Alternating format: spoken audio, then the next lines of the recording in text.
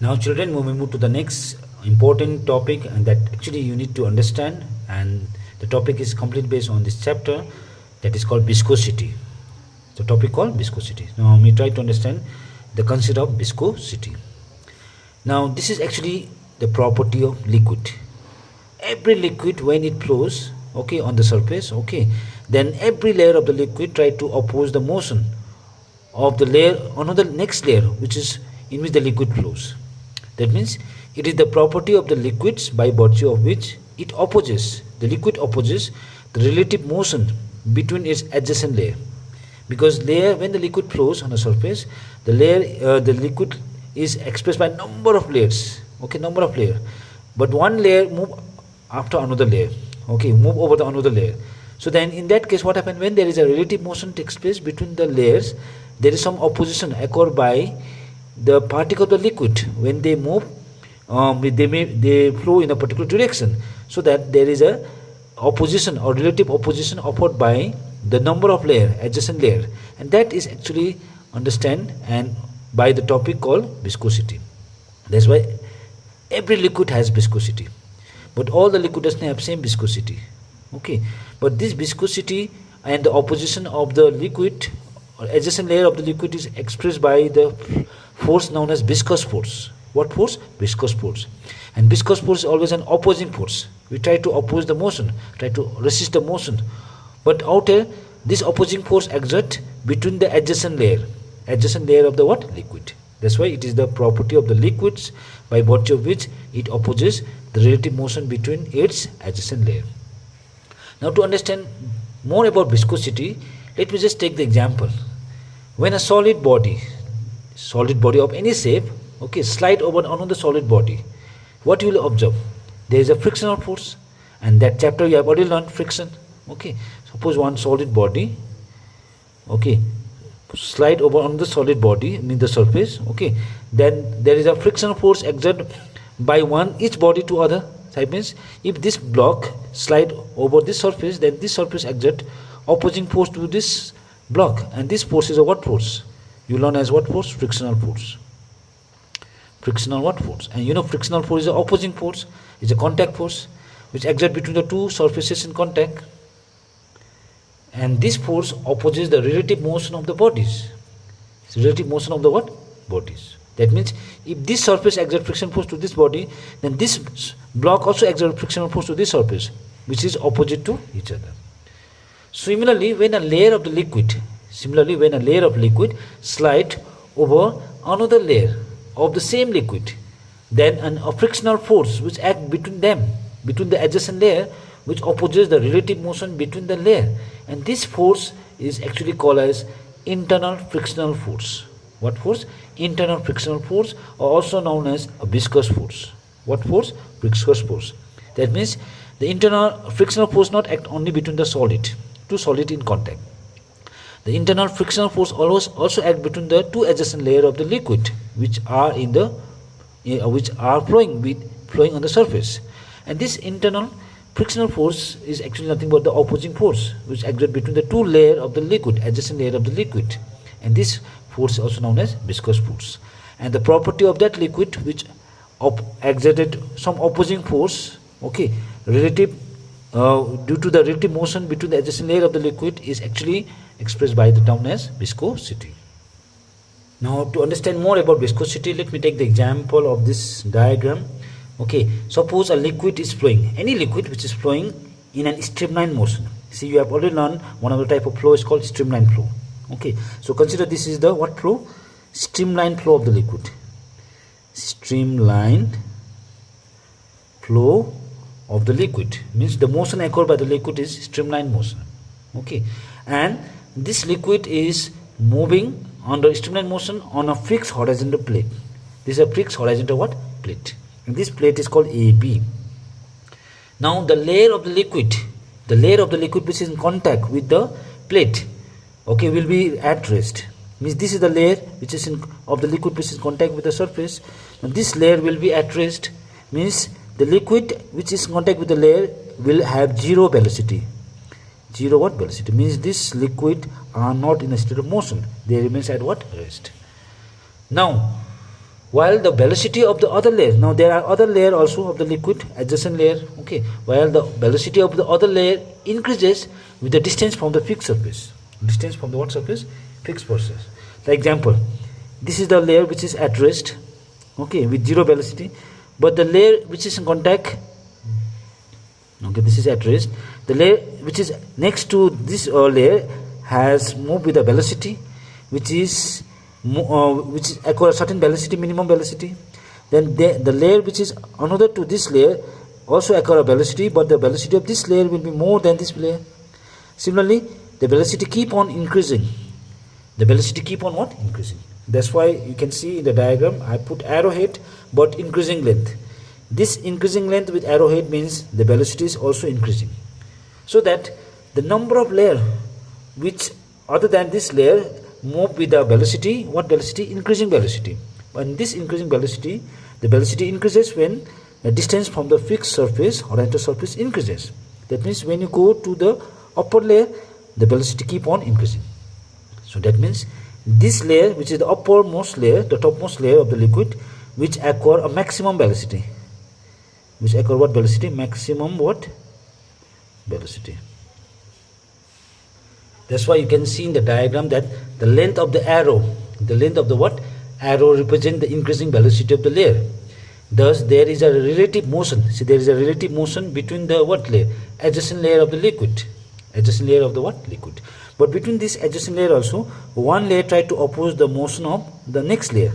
And this opposition is exerted by the force known as internal frictional force, also called viscous force. What force? Viscous force. And this viscous force which exerted between the adjacent layer is completely dependent upon the nature of the liquid, because all the liquid does not have same nature.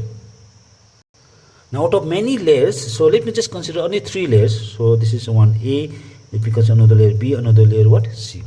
So let us consider 3 parallel layers. The velocity of this layer are increasing from A to B, B to what? C. Okay, that means if you see these 3 parallel layers which are moving with different velocity, means increasing velocity, then the layer A, you can see the layer A tends to retard the layer B. The layer A tends to retard the layer what? B. Similarly, the layer B tends to retard layer what? C, and it keep on going this way now. Thus, each layer tends to decrease the velocity of a layer above it. Above what? It. Similarly, each layer tends to increase the velocity of layer below it. Tends to increase the velocity of layer just below it. Means if you move from below to upper part, okay, then the velocity increasing, the velocity of each layer try to decrease the velocity of next layer. But when you move from topmost layer to the next layer, it seems that the velocity of each layer try to increase the velocity of another layer. So between two layer of the liquid, the internal tangential force, what force? Opposing force means the tangential force act which try to destroy the relative motion between the layers, and these forces are called what force? Viscous force. So what force which exert out here? As I said, viscous force. What force? Viscous force. And this viscous force which try to destroy the relative motion between the layer, okay, so that if the flow of the liquid is to be maintained, the external force must be applied to overcome this dragging of viscous force. That's why in the absence of external force, the viscous force will soon bring the liquid to rest. That's why we have observed that when the liquid is just spread on the surface, just leave on the surface, it flow to a certain distance, and after moving to a certain distance, it will come to what? Rest. So why it happens? Because of the viscous force come into act between every layer of the liquid, which try to destroy the relative motion of the liquid. That's why the property of the liquid, as I said, by virtue of which each layer opposes the relative motion of another layer, is known as viscosity. Known as what? Viscosity. And children, another thing that you need to keep in mind with respect to this viscosity is that viscosity comes into play only when there is a relative motion. What motion? Relative motion between the layer of the same material. Same material means same liquid. That's why the viscosity does not act in solid. Viscosity is only the property of the liquid, not the property of solid. Okay, that's why please keep in mind that viscosity is the property of liquid. in which every layer of the liquid acquires some opposing force. And this viscosity, as I said, comes into play only when there is a relative motion between the adjacent layer of the liquid. And children, the property of viscosity can be seen even in the certain example. So one of the most common example you can do at home also is take a liquid in a glass and just stir it. After stirring, just leave the liquid. Then what you see, after stirring a liquid and just you leave the liquid, that liquid will come to what? Rest. Yes, definitely that liquid comes to rest due to the viscosity. Due to the account of what? Viscosity. Because when you stir the liquid, every layer of the liquid are in a state of motion, relative motion. And to that relative motion, what happens? Each layer exerts some opposing force to the another layer, adjacent layer. Due to that, okay, what happens? Some viscous force act on the liquids, every layer of the liquid, and due to this viscous force, the liquid comes to at rest. Okay, so this is one important part you need to keep in mind.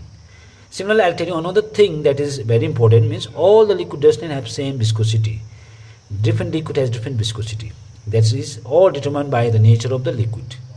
Especially if you see thicker liquid like honey, coal tar, you have seen glycerin, they have large viscosity. Then thinner liquid like water.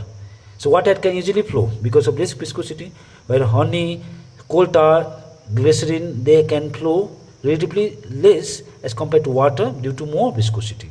That's why if you pour coal tar on the surface and you pour water on the surface, okay, or on a table, you can see that the coal tar will come soon, will come to rest at soon, while the water will keep on flowing to a larger distance. So why water can flow to a larger distance where coal tar just move to a certain distance and come to rest? Because of the viscosity in coal tar will be more than the viscosity in what? Water. Similarly, if you see another example, and this is also a very good example, that when we can walk fast in air, but we cannot fast in water. We cannot walk, fast in water. Because water, when we try to walk in water, because the most water which we in contact or with our body are in a state of relative motion, and due to that layer of water acquires some viscous force, and due to that, what happened? We cannot able to walk on the water.